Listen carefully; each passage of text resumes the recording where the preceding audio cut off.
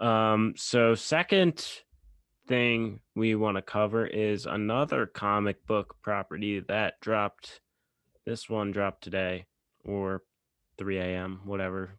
It released on Disney Plus and it's out now, so go watch it if you feel like it. But The Falcon and the Winter Soldier released its first episode today.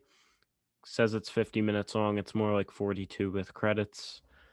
This is the second Marvel show after WandaVision, which we talked about a lot in previous episodes if you want to go watch that. But Evan, what do you think of the first episode? I quite liked it. I thought it was Okay. pretty good. I think I liked this first episode less than I liked the first two episodes of WandaVision. But I like this episode as like a whole more. From what I've seen, this episode looks to be better than WandaVision is. Okay. It felt more ambitious. It felt, well, less ambitious, less outwardly ambitious, but more like it was trying for something truly different. Yes. WandaVision felt that way at first, and then that feeling quickly drained from it as the show progressed. But this does feel like even the action sequence at the beginning felt like just a regular kind of like quick breakneck action sequence, you know? Yeah. And the movie it's a little like a it doesn't like break really like any new ground. It's just that it feels like a solid action film from anything that isn't the MCU. And I like that. I like that it got away from that Marvel-y feeling that I've kind of started to become a little tired of. So Yeah, I gotta say, a lot that happened in this episode I was not really expecting to happen. The Falcon, I guess mild spoiler, Falcon and Winter Soldier don't even meet in this episode. It's all separate storytelling for both of them, building their characters. We learn a good amount about them. Um, and I also quite liked it. The quick action sequence at the beginning was awesome with Falcon. He's great, Anthony Mackie. He's very charismatic. And Sebastian Stan as well. You can see like he's troubled and all that fun stuff from being a war guy. Um, being a war guy. yeah, he plays what's the what's the one game I used to play all the time? The board game, Risk. Sorry. uh, Uh, you're gonna say Candyland. I also have played quite a good amount of Candyland. So we see Bucky getting some therapy and he's not really opening up. We see Sam with his family. We see him turn See him in the taking out shield. alone. What was that? Okay, we see him taking out alone. Yes, See, taking out alone.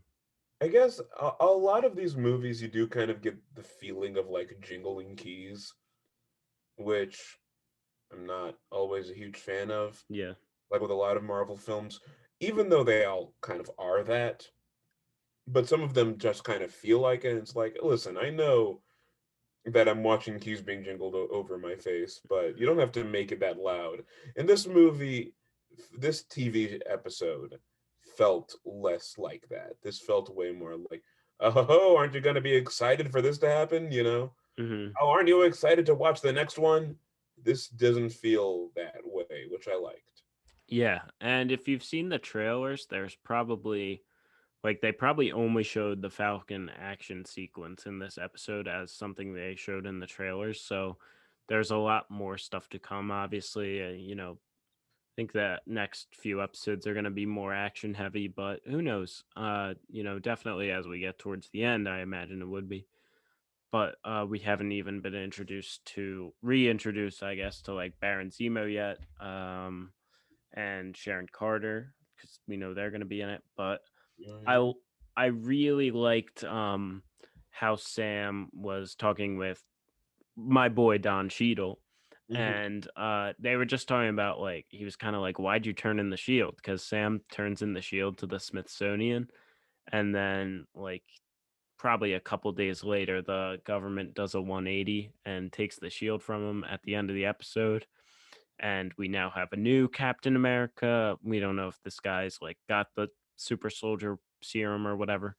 He probably is just a guy, I would imagine, with a shield.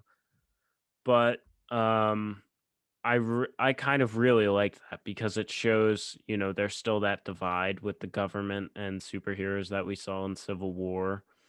Um and I just really like the world aspect of it with like people coming back from the blip and whatever. You talking about the how he takes out a loan.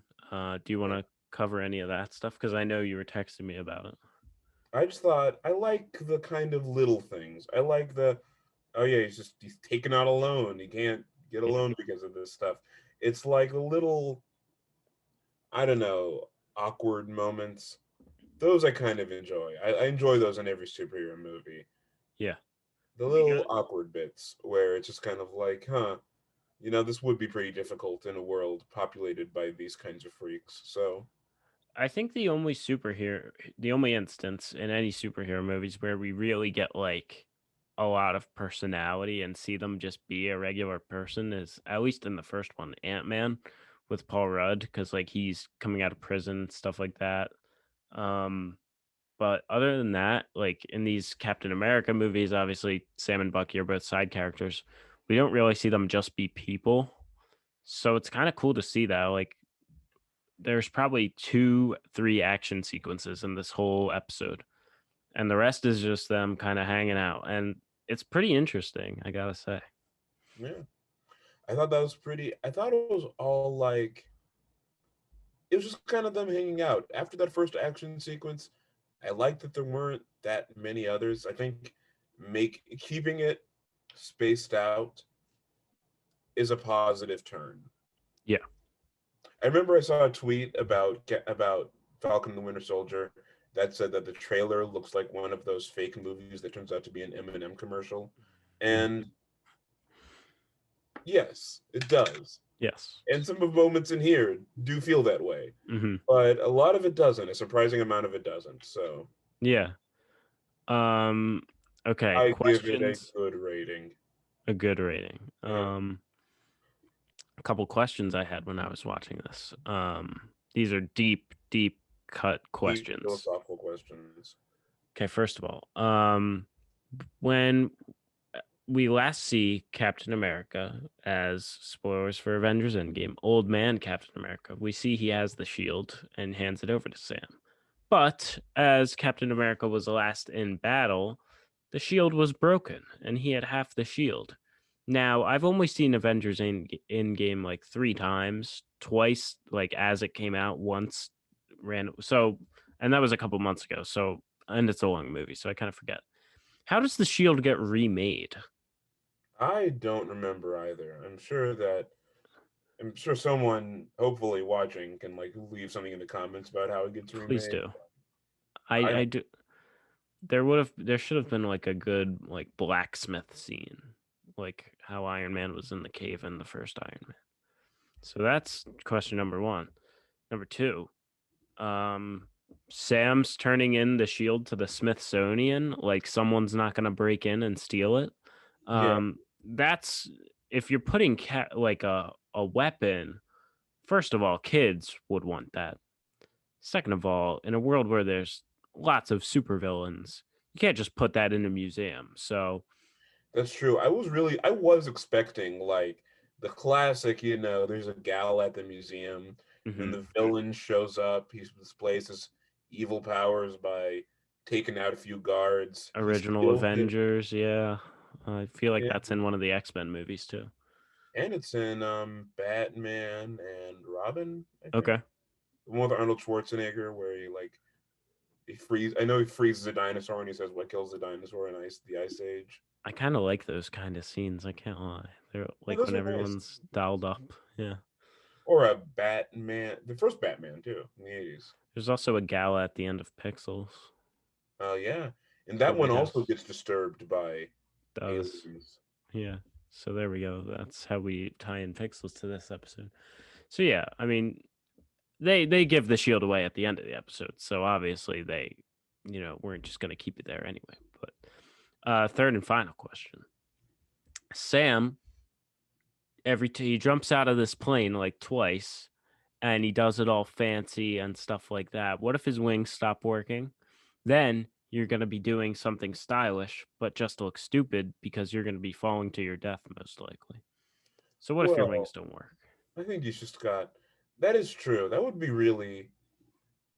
Again, another thing I enjoy. Sorry, that was just loudness from outside. No worries. Another thing I do enjoy in superhero movies, like in Spider-Man 2, when he's doing a triumphant jump off the building and then he just like falls down and he hurts his back. Hmm. That kind of stuff we need more of.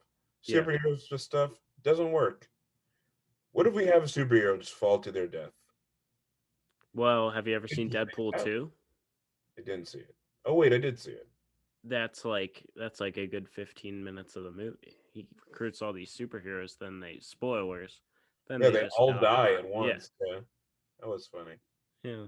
So I guess, maybe we You already give got me that. the script to a Marvel thing. I will do Falcon and the Winter Soldier, but in the first episode, it starts with the Falcon just jumping to his demise. Yeah. He pulls out his wings and they have holes in them, and then Mhm. a sneaky Bucky is holding like a pair of safety scissors up in the Mhm. helicopter, and he Yeah. laughs evilly. Episode ends. 30 seconds long.